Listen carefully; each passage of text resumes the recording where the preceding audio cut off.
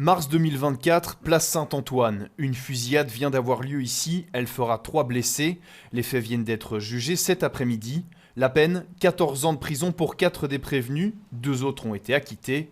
Les faits sont liés à la drogue, comme tant d'autres à Bruxelles, entre autres le crack, désormais très répandu. D'abord, c'est le phénomène de l'importation de cocaïne via Anvers. Il faut être très clair, Bruxelles est un jet de pierre d'Anvers. Et c'est ça la première raison. Le crack, évidemment, est lié à la cocaïne, vous le savez.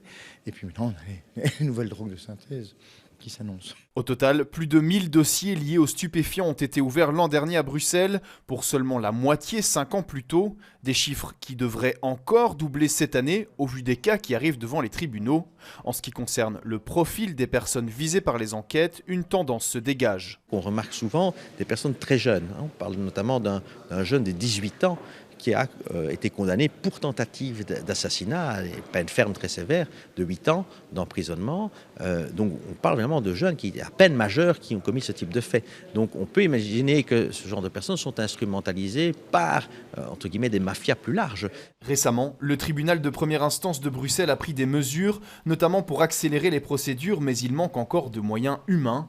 Autre piste de solution, une chambre des assuétudes, comme il en existe déjà à Gand et à Charleroi, mais là aussi il manque des bras. Des suivis des assistants de justice pour permettre de traiter ces dossiers avec les consommateurs. Mais si aujourd'hui on voit qu'il y a une pénurie d'assistants de justice, puisque malheureusement on voit dans les dossiers qu'ils n'ont même plus les moyens d'assurer rapidement des peines de travail, les probations, ça veut dire qu'ils n'ont pas les moyens nécessaires pour non plus accompagner les consommateurs de stupéfiants qui passeraient devant cette chambre de la toxicomanie. Dans ce type de chambre, les consommateurs sont traités en tant que tels, ce afin d'éviter un aggravement de leur situation par des peines d'emprisonnement, une méthode qui a déjà fait ses preuves.